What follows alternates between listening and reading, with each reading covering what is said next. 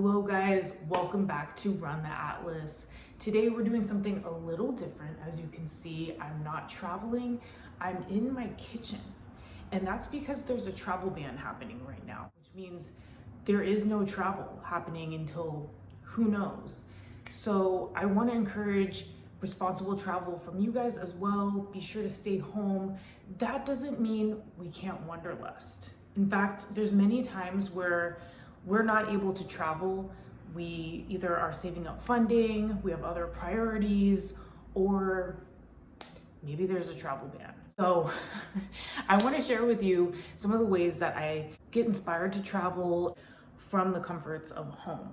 One of the ways that I like to do that is by doing an international night where I cook at home. One of my favorite dishes that I've tried abroad, I like to take it home and try my own version of it. And I also like to pair it with a movie or a book from that country. So today, the country of our inspiration is Egypt. Egypt marked my 50th country that I've ever traveled to. It was extremely mysterious, spiritual, and inspiring, and it inspires me to this day. In fact, some of the best Egypt videos are still not live yet. They are coming up, so stay tuned, subscribe down below. Today we're gonna be cooking Koshari, which is the national dish of Egypt. It's found everywhere along the streets, street vendors, the entire streets smell like Koshari. It's this delicious rice dish that is high in protein because it's combined with lentils, and it has rice and pasta. This is a very low cost meal as well. It's very economical and it's vegan. So let's go. So I have the recipe, it's in the description below.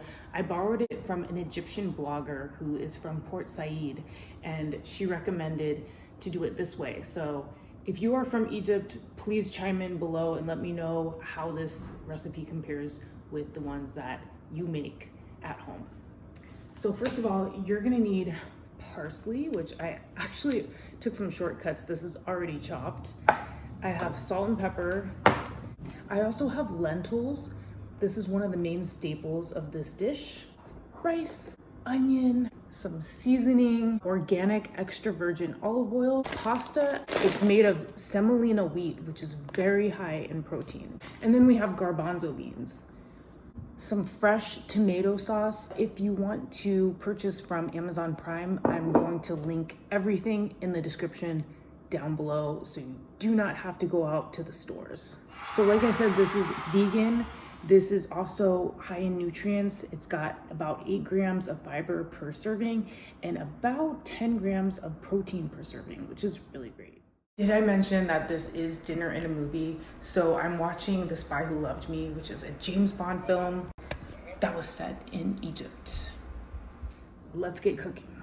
So I'm gonna start with chopping the onion. This goes on top of the dish as a crispy topping, and it also goes in the tomato sauce. All right, so I have a hot pan here. I'm going to turn this on, and we are going to fry these onions.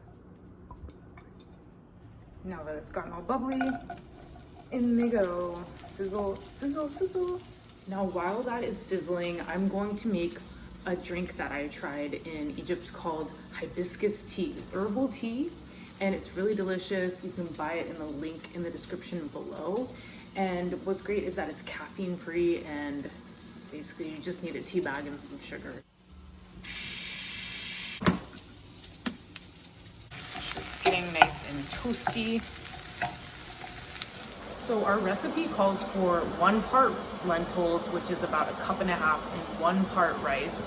And as you can see, I went the easy route and got pre-made rice.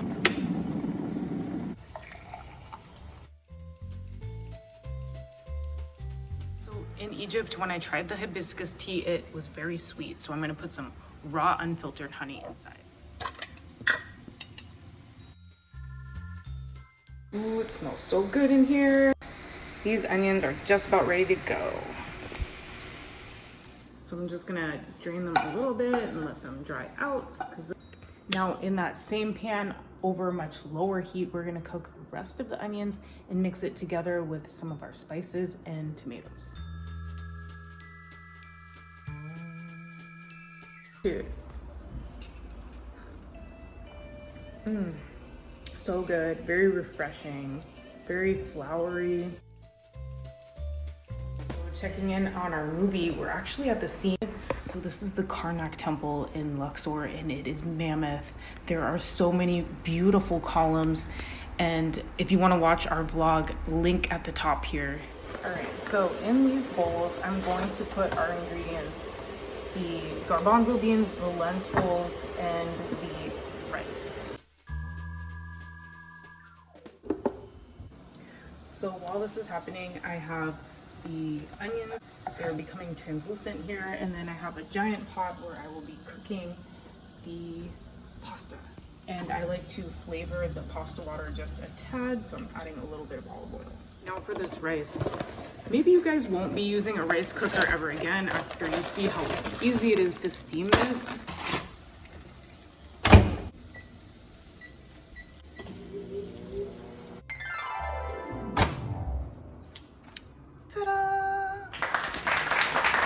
So this is ready for the pasta sauce now, and this is arrabbiata pasta sauce, and it is made of full peeled Italian tomatoes and Italian puree. Now into this mixture is going to go a little bit of red pepper to make it a little spicy. These red peppers are optional, so I like things spicy, so I'm going to spice it up. And I'm gonna just simmer this on low.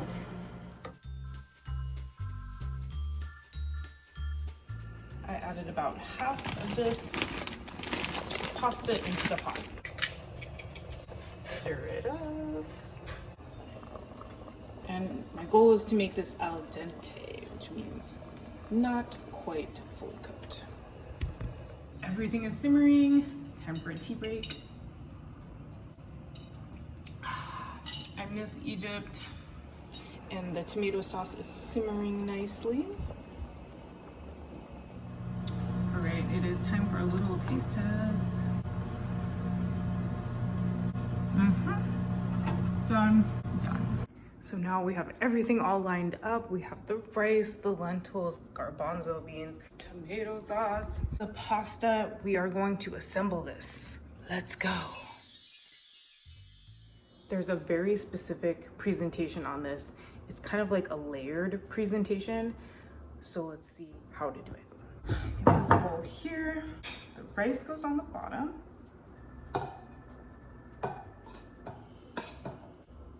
It's so fluffy. And then after that goes the lentils.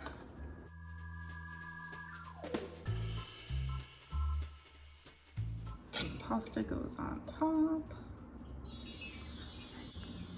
Next is the garbanzo beans.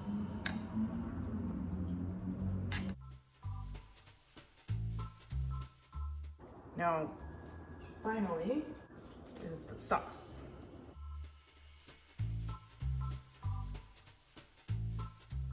I first tried this dish when I was on the Nile River cruise, and they had a buffet, and they would have some American dishes, and they would have a few dishes of Egyptian cuisine. And I saw this fragrant rice dish, and it looked so good. It looked like something I would make at home, and now I am. I tried it, and it was so savory and so delicious, and I found out that it was the national dish of Egypt. I think baklava should also be the national dish, but that's a little bit harder to make. We may have a surprise at the end of this video. I want to know, what is your favorite dish that you tried abroad? What is your favorite recipe that you've tried from another country? Tell me about it below. I love to hear about it. Food is one of my favorite parts of traveling. There's nothing like breaking bread with someone from another country. It really helps you share and get insights into their culture. What I like about Egyptian food is that you can taste the flavors of the Mediterranean, because in Egypt, there were people from Greece who came there, the Romans came there. Back to our dish. Top it off with, you're supposed to top it off with coriander. I don't have coriander, but I have parsley. So parsley goes on top. And last but not least, our toasted onions go on top. They're so crispy, so delicious.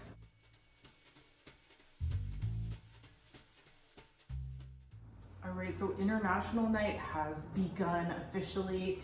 We have the finished product here. I have the movie The Spy Who Loved Me set in Egypt.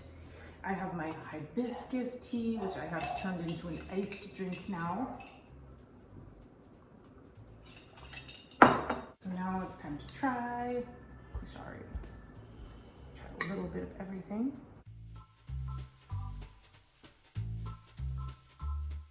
Oh my God. It is so well balanced. The perfect mixture of beans to rice, and the onion really gives it a very savory flavor as well. It really takes me back to some of those amazing magic moments on that trip. I couldn't believe what I was seeing. When I was growing up, my babysitter was Egyptian, and before I met her, my concept of Egypt was that it was this fantasy world. It must have been some surreal universe or something. Just learning about the pyramids and the mummies and their whole way of life, their religion. And when I finally met someone who was from there, I realized it's a real place, and she's from Cairo, and it's a real modern city. It's a city of a lot of contrasts. Nothing compares to when you first see the pyramids. It just takes your breath away. They are huge. And to think that they were built 5,000 years ago, there's nothing like actually getting this food in Egypt.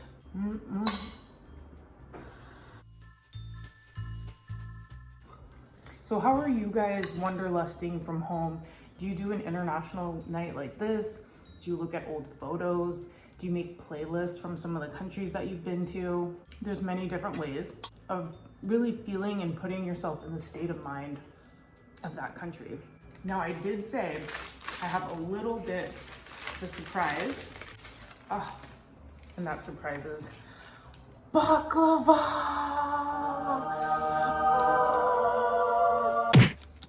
No Egyptian night is complete without this delicious baklava. This was purchased here from a local Middle Eastern restaurant. Oh my goodness, this is something that I just love. It's one of my favorite desserts. What are the cities like where you guys live right now? Is it a ghost town? I know where I live, it is completely dead. There's nobody outside. So it's the perfect time to just spend some time indoors, cook, plan your next trip. And I also want to know, where are you guys going to be headed after this whole Corona thing is done? What's going to be your first trip? All right, so I'm going to cut the baklava. I love how it comes in a long roll so that you can cut however big of a piece you want.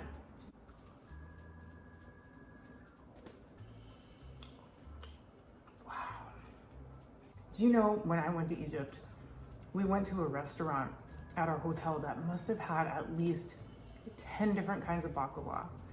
Chocolate baklava, different shapes, different textures. Some of the phyllo dough was rolled, some was stacked. Oh my gosh, I was in heaven. They even had a dish called kunafa. I don't know if I'm pronouncing it right, but it has the phyllo dough more stringy and more of like a cheesy kind of consistency of the inside. This is so good. Oh my God. On that note, cheers everybody. Stay safe, stay healthy, stay positive. We're getting through this together. Next Tuesday, I'm going to release another video. It's going to be about the Egyptian gods and goddesses. I love learning about Egypt's religion and history. So I'm going to talk about some of the ones that I experienced and saw firsthand. Well, I didn't see them, but I saw them on the walls and stuff of the temples. So I'm going to release that, and then when travel is back up and swinging, we will release the Egyptian pyramid video, which is taking me a long time to make because it's got to be one of the most magnificent things I've ever seen. Like and subscribe if you want more content like this. Please tell me down below. Maybe we can make some different dishes. And be sure to catch us next Travel Tuesday.